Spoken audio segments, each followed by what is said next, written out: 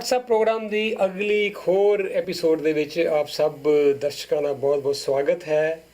ਹਰ ਹਫਤੇ ਅਸੀਂ ਕੋਸ਼ਿਸ਼ ਕਰਦੇ ਹਾਂ ਕਿ ਕਿਸੇ ਪਰਸਨੈਲਿਟੀ ਨੂੰ ਤੁਹਾਡੇ ਲਈ ਪੇਸ਼ ਕੀਤਾ ਜਾਵੇ, ਉਹਨਾਂ ਤੋਂ ਕੁਝ ਸਵਾਲ ਪੁੱਛੇ ਜਾਣ ਔਰ ਸਾਡੀ ਕੋਸ਼ਿਸ਼ ਰਹਿੰਦੀ ਹੈ ਕਿ ਇਹ ਸਵਾਲ ਉਹ ਹੋਣ ਜਿਹੜੇ ਤੁਹਾਡੇ ਵੀ ਮਨਾਂ ਦੇ ਵਿੱਚ ਹੈ, ਤੁਸੀਂ ਵੀ ਉਹਨਾਂ ਨੂੰ ਪੁੱਛਣਾ ਚਾਹੁੰਦੇ ਹੋਵੋਗੇ। ਸੋ ਅੱਜ ਸਾਡੇ ਨਾਲ ਸਾਡੇ ਕੈਨੇਡਾ ਦੇ ਮਿਨਿਸਟਰ ਆਫ ਫਾਈਨਾਂਸ ਬਿਲ ਮਾਰਨੋ ਉਹ ਸਾਡੇ ਨਾਲ ਸਟੂਡੀਓ ਵਿੱਚ ਨੇ। ਇਲੈਕਸ਼ਨ ਟਾਈਮ ਹੈ, ਉਹ ਆਪਣੀ ਕੈਂਪੇਨ 'ਚ ਕਾਫੀ ਬਿਜ਼ੀ ਨੇ, ਪਰ ਉਹਦੇ 'ਚ ਉਹਨਾਂ ਨੇ ਕੋਈ ਸਮਾਂ ਕੱਢ ਕੇ ਸਾਡੇ ਸਟੂਡੀਓ ਵਿੱਚ ਪਹੁੰਚੇ ਹੈ। ਅਸੀਂ ਉਹਨਾਂ ਦਾ ਸਵਾਗਤ ਕਰਾਂਗੇ ਔਰ ਇਹ ਜਿਹੜੀ ਇਲੈਕਸ਼ਨ ਕੈਂਪੇਨ ਚੱਲ ਰਹੀ ਹੈ ਇਹਦੇ ਬਾਰੇ ਗੱਲਬਾਤ ਕਰਾਂਗੇ। Mr. Morneau, welcome to our studio. Thank you. It's great to be here. Okay, you have been a successful business person, running a very successful business. So, what brought you to politics?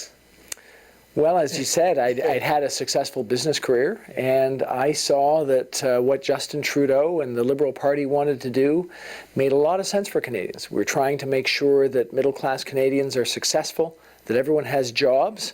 We're obviously trying to work to make sure that our economy works for the long term, so thinking about dealing with things like climate change in a way that makes sense. And of course, we're trying to continue with our very successful approach towards immigration and towards making sure that Canada is a successful multicultural country. So I saw those values, and that's what brought me to the party. Okay, as I said, Mr. Morneau is Minister of Finance because our cabinet is still working till we have next government. New government. At that same time, he is a candidate from Toronto Centre also. He won this riding very comfortably last time. How are you doing this time? Well, I think it's positive. I mean, what we're seeing from Canadians is they understand that the economy is doing well, that we're in a much better place than we were 4 years ago. We have the lowest unemployment rate we've seen in over 40 years, and Canadians are feeling better about that. That's certainly what's happening in my area, in Toronto Centre. Okay, my question to you is that being a successful business person, running a successful business, do you think it was obviously the best choice for Mr. Trudeau to take you as Minister of Finance, giving such a huge responsibility? I guess, you're obviously asking me and I'm biased, but the best way to think about that is where are we 4 years later? Has it gone the way we would have hoped? So 4 years after our government, what are we seeing? As I said, we have the lowest unemployment rates we've seen. We're seeing wage growth. We were able to negotiate with the United States to get to a new trade deal that makes sense. And we've been able to deal with other issues and challenges along the way, like the challenges around immigration that have been pushed on us from other countries. So I think on balance, what you could look at and say, this government has delivered for Canadians, and from an economy standpoint, we've seen strong growth. We've seen a good position. In the year 2017, once our policies started getting going, we're the fastest growing country among the G7 countries. So faster than the United States, United Kingdom, France, Germany, Japan, or Italy. So we've done well, and now we want to continue to be successful for Canadians. As you said, but for me, the surprise is that none of these are the important issues during this election campaign. Why even Liberal Party is not taking these issues at forefront? We are seeing blackface, brownface, many other such issues which are not important to the Canadians, but apart from others, even Liberal Party is not talking about all this. Any reason for that?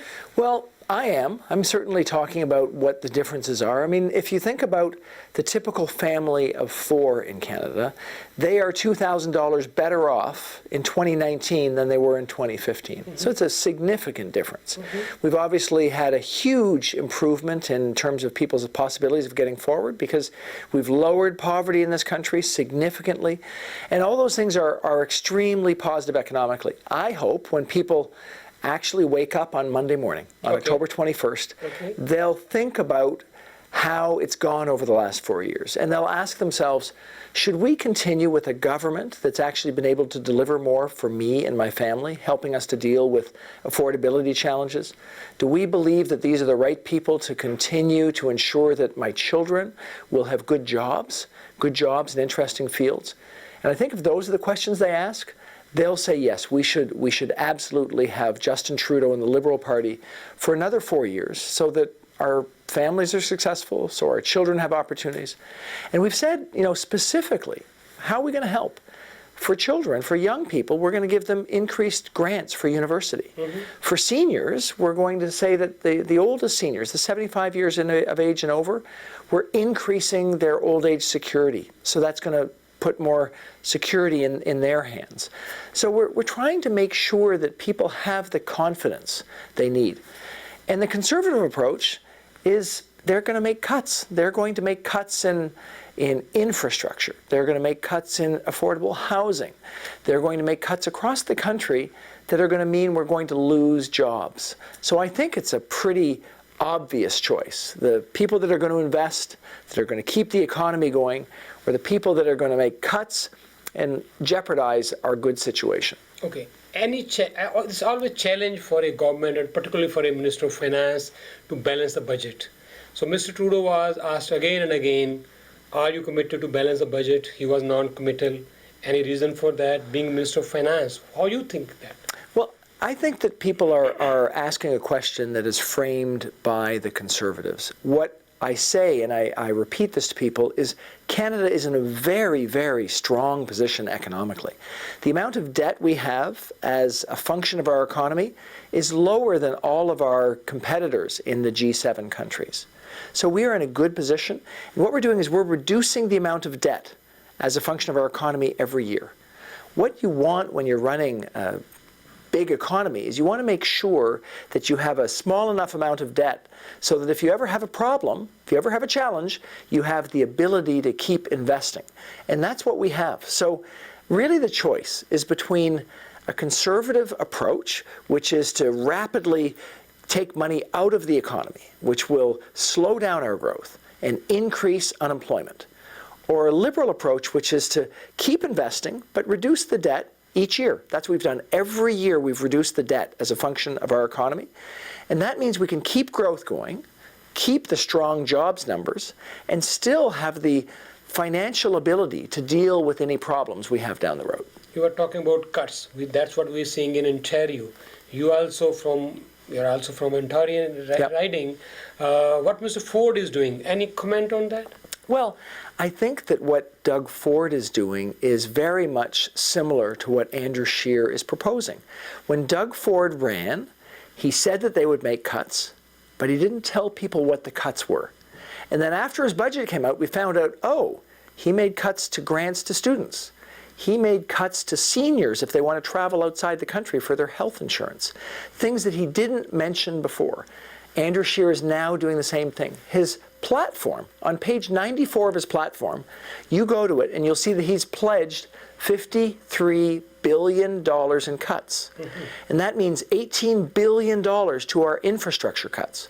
So for people living in this part of Ontario, that means they can assume that some of those infrastructure projects won't happen. They've said there'll be another $14 billion in other cuts, but they haven't told us where they're going to come from. So, it's a very different agenda. Our agenda is to invest in students, in families, in seniors. We're going to invest in healthcare. And we're going to do that by being fiscally responsible. They're going to make cuts that are actually going to jeopardize all of those groups over time and make it harder to get to work, more likely that we don't have affordable housing.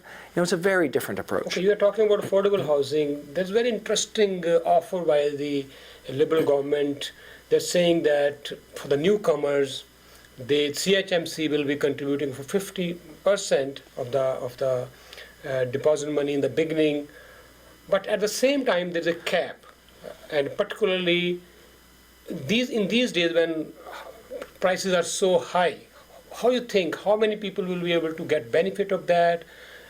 How we can make it more simplified, that more and more people can take advantage of that? Well, I think this is important. We've been very focused on ensuring that we not only have more affordable housing, so we're investing in affordable housing, but also deal with the fact that for young people that are trying to buy a home, that they can actually get there. So we put in place a first-time home buyers initiative, and that means for somebody buying a first-time home, they can put 5% or 10% if it's a new home of their mortgage to the CMHC. It reduces their mortgage by 10%. What we've promised in our platform is that we're going to allow that to go up to homes up to, in the Toronto region, up to $750,000. Okay. And that's important because it means that for people in a higher cost area like the Toronto area, that they'll have the possibility to do this and have lower mortgage payments, 5% or 10% lower mortgage payments. This will help many people, and in particular it'll help people that are trying to get into that first time home. So people that are, in their 30s and thinking about how they get there. Canada had a big challenge when they were dealing with the Trump administration on NAFTA.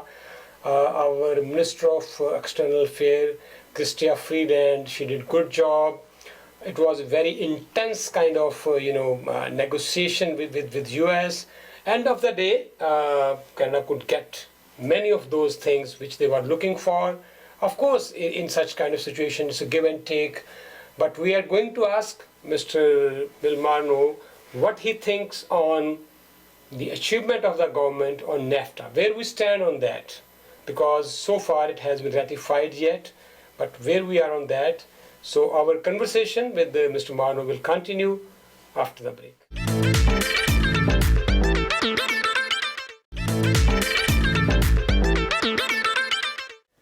We are back after the break. We are talking to our Minister of Finance, Mr. Bill Morneau. He's our special guest today, and at the same time, he is a candidate from Toronto Centre also. We are in election mode, so where he is campaigning for Liberal Party, at the same time, of course, he is Minister of Finance, and for the last 4 years, he had a big responsibility to take care of our economy of this country. Mr. Morneau, welcome back again. And Thank you. I have seen a couple of ministries, Minister of Immigration, Minister of Finance. These are the ministries where you feel always challenged to satisfy each and everybody. Yes. You cannot put more taxes. You have to give money to all the ministries so that they can do well. So how much satisfied you are after 4 years of term? Well, I'm very pleased with where we've gotten to in my area, but also in the immigration area. Those are two very, very good situations. Our economy is strong. We've created so many jobs together with Canadians, more than 1 million new jobs, which are full-time jobs for the most part. Our immigration system, we've moved from 260,000 immigrants in 2015 to 330,000 immigrants in 2019. So we've managed that very well. I think one of the challenges that your viewers are facing is they're not always getting the real facts. I mean, those are the real facts. The economy is doing well. Our unemployment rate is low. Our immigration system is working. One of the conservative strategies in this election has been to give out fake news, has been to try and convince people of things that aren't true. And, I can give you some examples. They've been saying things like, we're going to change taxes. Well, I can tell you that the way we're going to change taxes is we're going to lower taxes by giving people more ability to have tax-free right up to $15,000. They've been saying things out there that are fake, like that there will be taxes on homes. We have absolutely no intention of changing taxes on homes. We have a good system where if people buy a home and it grows in value, they get to keep that value. We want to maintain that. So when people create false news or put lies out there, it confuses people and it makes them not understand what's going on. So for me, the Minister of Finance, I want people to understand the economy is doing well, that we're going to lower taxes on middle-class families, that we're going to increase services on middle-class families.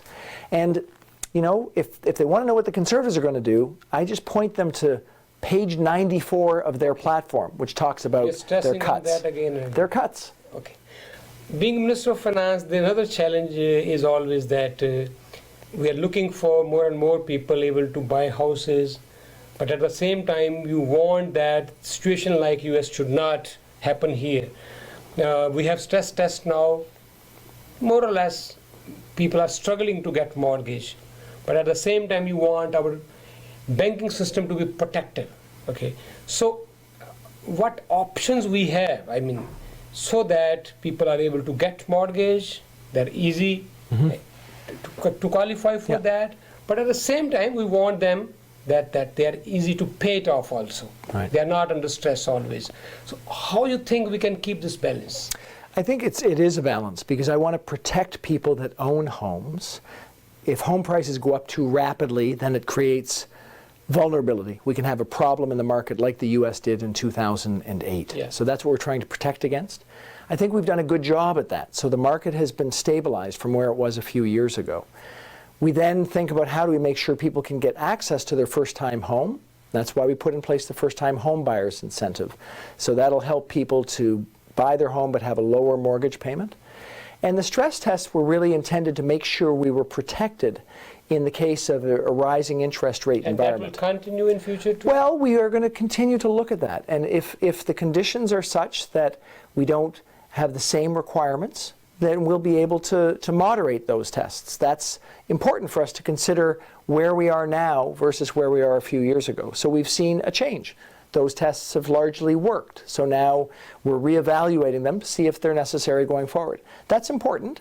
It's important for us to have the information so we can protect people at the same time as we give them the opportunity to get into a home. And that's the balance we're trying to achieve.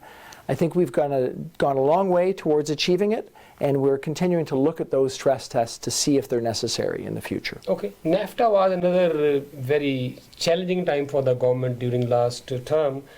There was intense negotiation, of course, between both the countries, and end of the day, Prime Minister was very happy, satisfied that Chrystia Freeland and other people in the team did good job. We have not seen any development after that. So it has not been ratified by the Trump administration so far. The new agreement has not come to place yet. So where we stand on that right now? Well, I think if you look back at the last 4 years, this must be one of the biggest successes of Prime Minister Justin Trudeau and the Liberal government.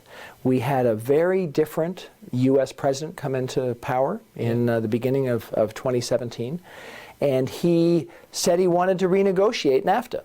We had a NAFTA that we thought was working, but we realized that we needed to renegotiate, and we got to a new approach that was good. That is good, that leaves us in a stable situation. So we got through that to now where we have stability in the current situation and stability when that new NAFTA agreement is ratified. So their process, they're going through it right now. Obviously in the U.S. these things take some time. Once they ratify it, we will ratify it. And in the interim, we still have our strong NAFTA approach. So I think, the Prime Minister managed this very, very well to keep the ability for us to work together with the United States. They're our largest trading partner. And, as we look towards the future, dealing with the United States is one of the most important things for a Canadian government of any stripes. And it's one of the most important relationships that the Prime Minister has. Justin Trudeau has done a good job.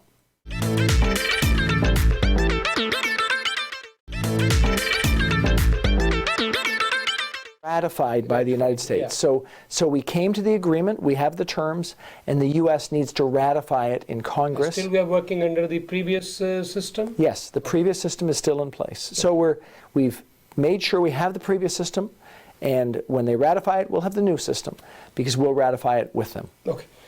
Prime Minister promised to build a pipeline. It was very challenging. We have one side saying we need it. We have another side saying we don't need it. You have to keep the balance. He had to put money to buy it. What do you think? What were the options for the government on this? I think the reality we faced was there were two provinces that were fighting. Alberta and British Columbia were fighting. We've got a situation where right now all of our oil goes to the United States. So we don't get full price. So if we have a pipeline, we're able to get that oil to international markets, which gives us the full price. What we've said is that's the safest and most cost-effective way for us to move our resources to market. Mm-hmm.